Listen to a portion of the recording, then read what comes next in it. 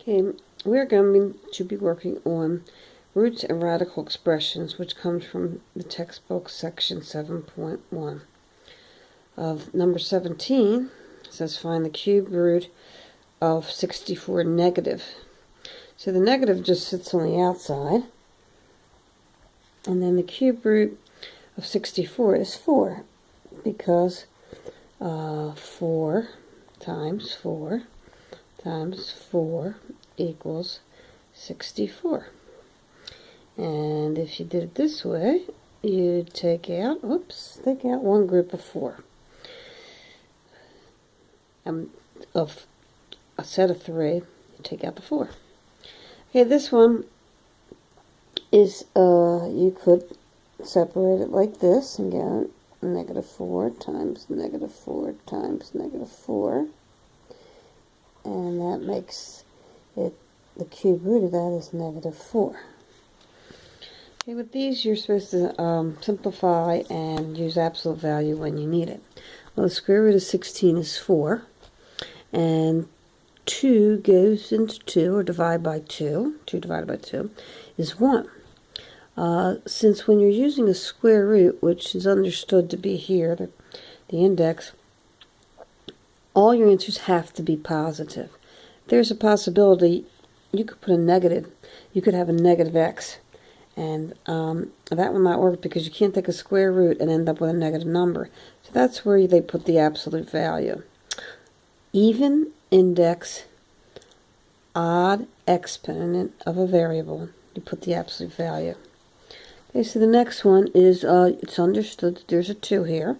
So 2 goes into 8 4 times, and 2 goes into 18 9 times. Now, this is going to be a positive answer no matter what, because it's raised to the 4th power. But this one has the possibility that it could be negative, and when you're taking a square root, you can only get the positive answer. So you put absolute value around that variable. Okay, this one's the 5th root of 32. And that would be 2, because you would know 2 times 2 times 2 times 2 times 2 is 32. So if you took the 5th root, you would take one set of 5 out, so that the answer would be 2.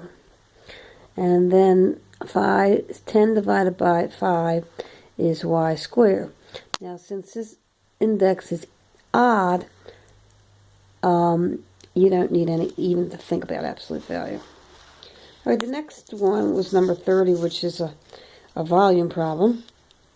And the volume was 20, and you're supposed to find the radius. So the next step, which you would do, is you would multiply both sides by 3 over 4. And that would get rid of the 4/3, because that would be 1. And this is assuming it's in the numerator. So this would be 60 over 4, which is 15.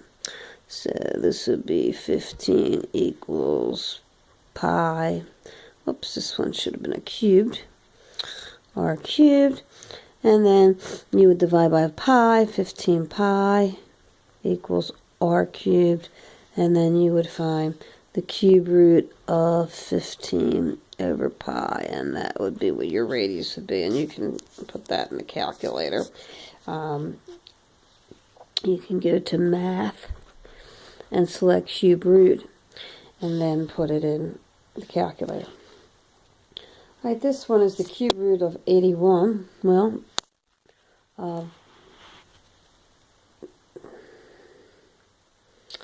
that you would have to kind of break it up,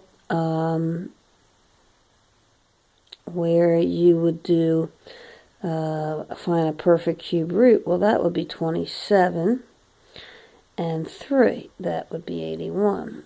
So the 27 would come out, and then this would stay back. Then 3 goes into 3 one time, and 3 goes into 6 2 times. So this would become 3, pull out the x, pull out the y squared, and this would remain underneath.